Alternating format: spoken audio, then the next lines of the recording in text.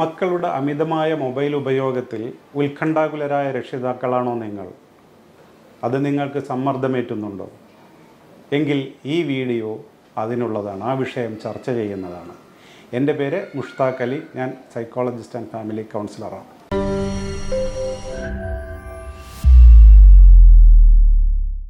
Okay, ഇന്ന് ലോകം മുഴുവൻ ചർച്ച ചെയ്യപ്പെടുന്ന ഒരു വിഷയമായി ഇത് മാറിയിട്ടുണ്ട്. മക്കളുടെ, പ്രത്യേകിച്ച് ചെറുപ്രായത്തിലുള്ള മക്കളുടെയും വിദ്യാർത്ഥികളുടെയും മൊബൈലിൽ അമിത സമയം ചെലവഴിക്കൽ, ദുരുപയോഗം. പ്രത്യേകം ഉണർത്തേണ്ട ഒരു കാര്യം, കഴിഞ്ഞ ആഴ്ച നമ്മുടെ പത്രങ്ങളിൽ ഒരു തലക്കെട്ട് വന്ന വാർത്തയാണ്. ഓസ്ട്രേലിയൻ ഗവൺമെൻറ് ആ നാട്ടിലെ 16 വയസ്സിന് താഴെയുള്ള എല്ലാവർക്കും മൊബൈലിലെ സോഷ്യൽ മീഡിയ പ്ലാറ്റ്ഫോമിലേക്കുള്ള പ്രവേശനം നിഷേധിച്ചു. അത് ലംഘിക്കുന്ന പക്ഷം കനത്ത ഓസ്ട്രേലിയൻ ഡോളറിൽ പിഴയടയ്ക്കേണ്ടി വരും. നിങ്ങളൊക്കെ വായിച്ചു കാണും. അപ്പോൾ ലോകം മൊത്തം ഉണർന്നു തുടങ്ങി എന്നുള്ളത് ഒരു നല്ല കാര്യം തന്നെയാണ്. മൊബൈൽ എന്ന് പറയുന്നത് നമ്മുടെ ജീവിതത്തിൽ ഒരിക്കലും ഒഴിവാക്കാൻ പറ്റാത്ത ഒരു സംഗതിയാണ്. നമ്മുടെ എന്ന് മാത്രമല്ല, ഒരു പരിധിവരെ നമ്മുടെ മക്കളായ വിദ്യാർത്ഥികളുടെ ജീവിതത്തിലും അങ്ങനെ തന്നെയാണ്. എന്നാൽ മൊബൈൽ തീരെ ഒഴിവാക്കാതെ അവ എങ്ങനെ നിയന്ത്രിക്കാം എന്നുള്ള ഒരു വിഷയമാണ് ഇന്ന് ഇവിടെ ചർച്ച ചെയ്യാൻ പോകുന്നത്. ഓക്കെ, മൊബൈൽ ഉപയോഗിച്ചത് കൊണ്ടുണ്ടാകുന്ന ദോഷവശങ്ങളെക്കുറിച്ചൊക്കെ നിങ്ങൾ ഒരുപാട് വീഡിയോകൾ കണ്ടതാണ്, കേട്ടതാണ്. അത് വീണ്ടും വളരെയധികം ദീർഘമായി ആവർത്തിച്ചുകൊണ്ട് ഒരു വിരസതയുണ്ടാക്കാൻ ഞാൻ ഉദ്ദേശിക്കുന്നില്ല. ആദ്യം നമുക്ക് ഇതെങ്ങനെ നിയന്ത്രിക്കാം എന്നുള്ളതാണല്ലോ നമ്മൾ ചർച്ച ചെയ്യാൻ പോകുന്ന വിഷയം. എന്താണ് ഇതിൻ്റെ പരിഹാര നടപടികൾ? 3 തലത്തിലാണ് ഇതിനെ നമുക്ക് പരിഹാര നിയന്ത്രണങ്ങൾ വേണ്ടത്. 1 കുടുംബ തലത്തിൽ, 2 സ്കൂൾ തലത്തിൽ, 3 സർക്കാർ തലത്തിൽ. കുടുംബ തലത്തിലുള്ള പരിഹാരം എവിടെ തുടങ്ങുന്നു എന്ന് വെച്ചാൽ അത് രക്ഷിതാക്കളിൽ തുടങ്ങുന്നു. രക്ഷിതാക്കളായ നമ്മൾ ദീർഘനേരം മൊബൈലിൽ സമയം ചെലവഴിക്കുന്നവരാണെങ്കിൽ, നമ്മൾ മൊബൈലിന് അഡിക്റ്റുകളാണെങ്കിൽ, പിന്നെ എങ്ങനെയാണ് നമ്മുടെ മക്കളോട് നമുക്കത് ഉപദേശിക്കാൻ കഴിയുക?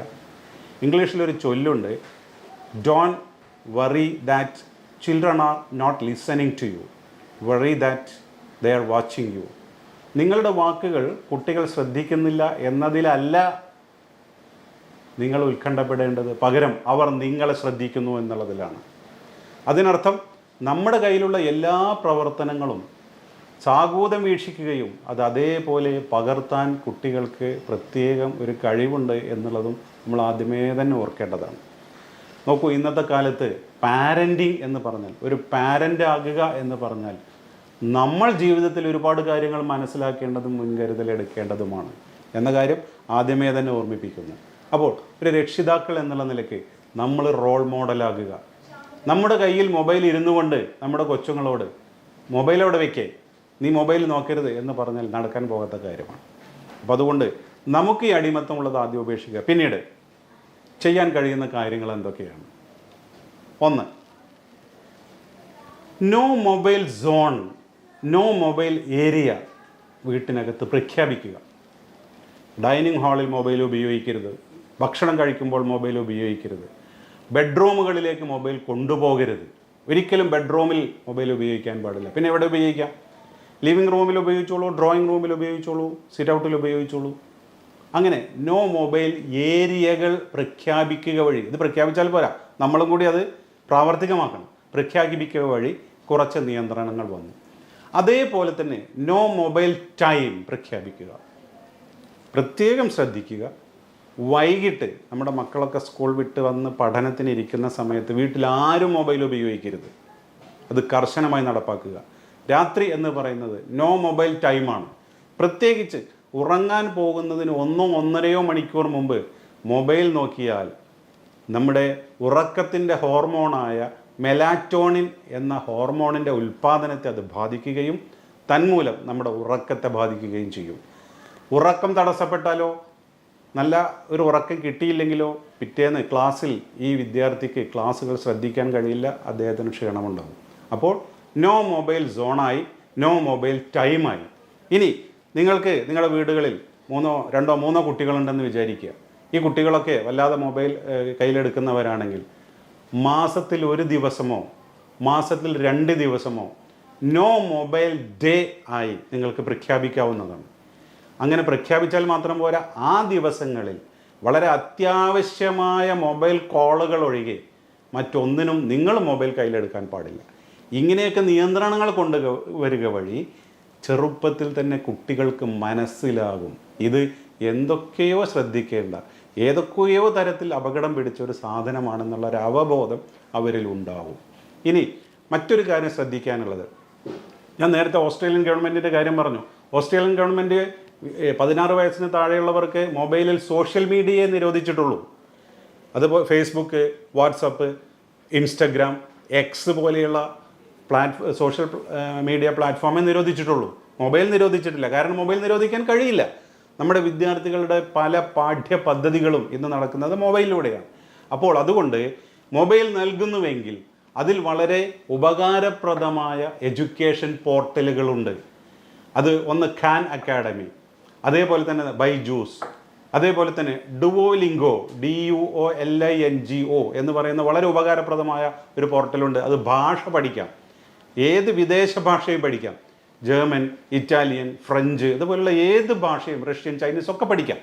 ഇതുപോലെയുള്ള എഡ്യൂക്കേഷൻ പോർട്ടലുകൾ പരിചയപ്പെടുത്തി കൊടുത്ത് അതിൽ നടക്കുന്ന പരീക്ഷകൾ, അതിൽ നടക്കുന്ന ചോദ്യാവലികൾ, അതിൽ വരുന്ന ബാക്കിയുള്ള ടെസ്റ്റുകൾ, അതിൽ ലഭിക്കുന്ന മാർക്കുകൾ, ഈ മേഖലയിലേക്ക് കുട്ടികളുടെ ശ്രദ്ധ കൊണ്ടുവരിക. അതിനനുസരിച്ച് അതിൽ നേട്ടങ്ങൾ കൊയ്യുമ്പോൾ അവർക്ക് നല്ല പാരിതോഷികങ്ങൾ നൽകുക. പിന്നീട് അവർ ആ പാരിതോഷികങ്ങൾക്ക് വേണ്ടി മത്സരിക്കും. അപ്പോൾ മൊബൈൽ എന്ന് പറയുന്നത് സമയം കൊല്ലിയല്ല, മൊബൈൽ എന്ന് പറയുന്നത് ഒരു ഉപകാരപ്രദമായ വസ്തുവാണ് എന്നുള്ള അവബോധം ചെറുപ്പത്തിലെ കുട്ടികളിൽ ഉണ്ടാക്കേണ്ടതാണ്. പിന്നീട് ഇപ്പം നമ്മൾ ഒരു കാര്യം വേണ്ട എന്ന് പറയുമ്പോൾ പിന്നെ എന്ത് വേണം എന്നുകൂടി പറഞ്ഞു കൊടുക്കണം. വേണ്ട വേണ്ട എന്ന് മാത്രം പറയുന്നിടത്ത് പിന്നെ എന്ത് വേണം എന്നുള്ളതിന് ഒരു ഉത്തരം കിട്ടാതെ പോകുന്നു. നമ്മുടെ കുട്ടികൾ ഇന്ന് വീടിൻ്റെ അകത്തളങ്ങളിൽ ചുരുണ്ട് കൂടാൻ നിർബന്ധിതരായിരിക്കുകയാണ്. കാരണം വളരെ പെട്ടെന്ന് വ്യാപിക്കുന്ന നഗരവൽക്കരണം കളിസ്ഥലങ്ങളില്ലാതാക്കുന്നു. അതിനു പുറമെ നമ്മുടെ മീഡിയകളിലൂടെ തുടരെ വരുന്ന കുട്ടികളുടെ പീഡന വാർത്തകളിൽ രക്ഷിതാക്കൾ ഉത്കണ്ഠാകുലരാണ്. അതുകൊണ്ട് ഇവർ പുറത്ത് പോയില്ലെങ്കിലും വേണ്ടിയില്ല, ഇവർ വീട്ടിനകത്ത് തന്നെ ഇരിക്കട്ടെ എന്ന് രക്ഷിതാക്കൾ തീരുമാനിക്കുന്നു. അങ്ങനെ അലസരായി ഇരിക്കാൻ പറ്റുന്ന ഒരു പ്രായമല്ലല്ലോ കുട്ടിക്കാലം എന്ന് പറയുന്നത്, നമുക്കറിയാവുന്ന കാര്യങ്ങളാണ്. അപ്പോൾ നമ്മൾ എന്ത് ചെയ്യണമെന്ന് വിചാരിച്ചാൽ റെസിഡൻസ് കോളനികളോ അസോസിയേഷൻസോ അല്ലെങ്കിൽ അയൽക്കൂട്ടങ്ങളോ ഒക്കെ കുട്ടികൾക്ക് കായികമായി കളികളിൽ ഏർപ്പെടാവുന്ന സൗകര്യങ്ങൾ ഒരുക്കി കൊടുക്കുക എന്നുള്ളത് വളരെ അത്യാവശ്യമായ കാര്യമാണ്. നമ്മുടെയൊക്കെ കുട്ടിക്കാലത്തുള്ള സൗകര്യം ഇന്ന് നമ്മുടെ കുട്ടികൾക്ക് നിഷേധിക്കപ്പെട്ടിരിക്കുന്നു എന്നുള്ള സത്യം നമ്മൾ പലരും തിരിച്ചറിയുന്നില്ല. അപ്പോൾ അവരോട് നിങ്ങൾ മൊബൈലിൽ കളിക്കണ്ട, പുറത്തു പോയി പന്ത് കളിക്കൂ എന്ന് പറയുന്നത് ഒരു പൂർണ്ണതയാണ്. അതുകൊണ്ട് അതിനുള്ള സൗകര്യങ്ങൾ ഒരുക്കി കൊടുക്കുക. അതിൽ ആൺ പെൺ വ്യത്യാസമില്ലാതെ അവർക്ക് അവരുടെ താല്പര്യം ഏത് മേഖലയിലാണ്, അവർക്ക് സംഗീതത്തിലാണെങ്കിൽ അവരുടെ സംഗീത ക്ലാസ്സുകൾക്ക് വിടുക. അതേപോലെ തന്നെ കല, അതേപോലെ തന്നെ കായികം, അതേപോലെ തന്നെ സാംസ്കാരിക പ്രവർത്തനങ്ങൾ, ചർച്ചാ ക്ലാസ്സുകൾ, ഡിബേറ്റുകൾ, ഇതൊക്കെ സംഘടിപ്പിക്കാൻ രക്ഷിതാക്കൾ എന്നുള്ള നിലക്ക് നമ്മൾ മുൻകൈയിട്ട് ഇറങ്ങേണ്ടി വരും. അങ്ങനെ ഒഴിവ് ദിവസങ്ങളിൽ കുട്ടികൾ കൂടുതൽ സമയം മൊബൈലിൽ ഇരിക്കുന്നത് ആ വഴിക്ക് നമുക്ക് ഒഴിവാക്കാൻ കഴിയും. ഇതുപോലെ അവരുടെ ബാക്കിയുള്ള ഈ നേരത്തെ പറഞ്ഞ എഡ്യൂക്കേഷൻ പോർട്ടലുകൾക്ക് തിരിച്ചുവിടുക എന്നൊക്കെയാണ് നമുക്ക് ചെയ്യാനുള്ള കാര്യങ്ങൾ. അടുത്തത് സ്കൂൾ തലത്തിലാണ്. നിർഭാഗ്യവശാൽ നമ്മുടെ സ്കൂൾ അധികൃതർ എന്നും ഇത് വേണ്ടത്ര ഒരു ഗൗരവത്തിൽ എടുത്തിട്ടില്ല എന്നാണ് എനിക്ക് തോന്നുന്നത്. നിങ്ങൾ സ്കൂൾ തലത്തിൽ PTA-കളിൽ ഇടപെട്ടുകൊണ്ട് സ്കൂൾ തലത്തിൽ ഇടയ്ക്കിടയ്ക്ക് വിദഗ്ധരുടെയോ അതുപോലെ തന്നെ ഡോക്ടർമാരുടെയോ ഒക്കെ ക്ലാസ്സുകൾ സംഘടിപ്പിക്കുക. അധ്യാപകർ ഇടയ്ക്കിടയ്ക്ക് കുട്ടികൾക്ക് ബോധവൽക്കരണം നടത്തുക. ഈ മൊബൈൽ എന്ന് പറയുന്നത് വിജ്ഞാനത്തിനുള്ളതാണ്, വിനോദത്തിനുള്ളതല്ല എന്ന് ഇടയ്ക്കിടയ്ക്ക് അവർ ഓർമ്മിപ്പിച്ചുകൊണ്ടേയിരിക്കുക. അങ്ങനെ ഈ മൊബൈലിൽ കൂടുതൽ സമയം ചെലവഴിക്കുന്നത് തെറ്റാണെന്നുള്ള ബോധം അവർക്കുണ്ടാകണം.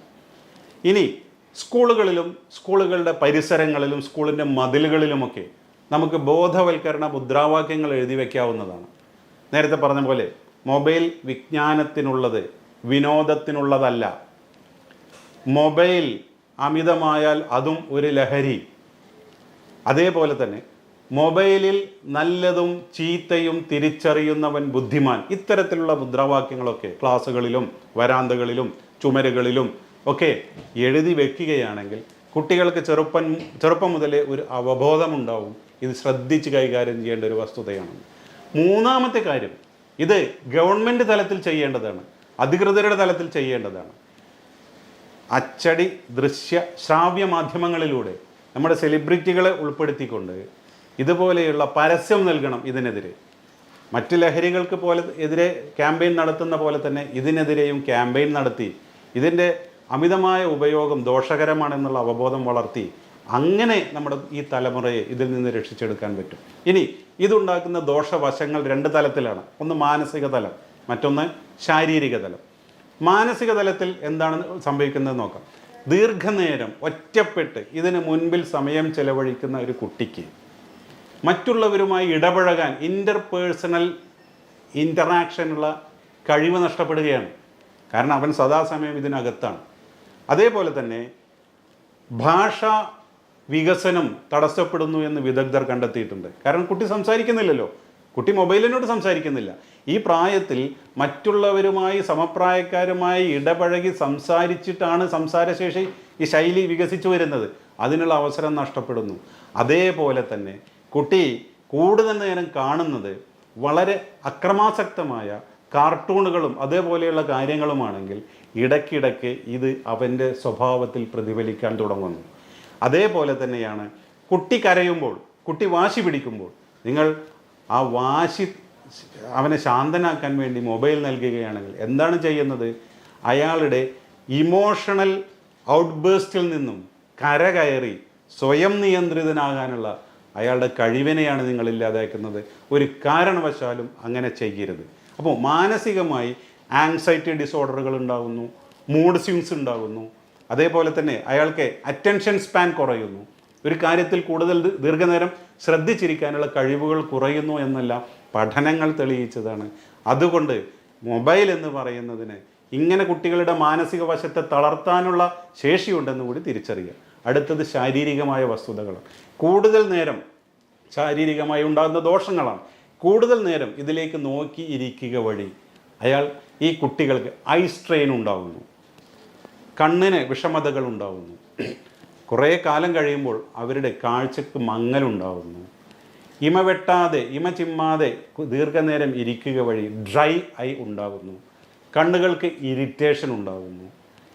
ഇതേപോലെ തന്നെ ഞാൻ നേരത്തെ പറഞ്ഞ പോലെ രാത്രി കാലങ്ങളിൽ ഇത് നോക്കുക വഴി മെലാറ്റോണിൻ്റെ ഉൽപ്പാദനം കുറയുക വഴി ഉറക്കം നഷ്ടപ്പെടുന്നു, പിറ്റേന്നത്തെ ക്ലാസ്സിൽ ശ്രദ്ധ നഷ്ടപ്പെടുന്നു.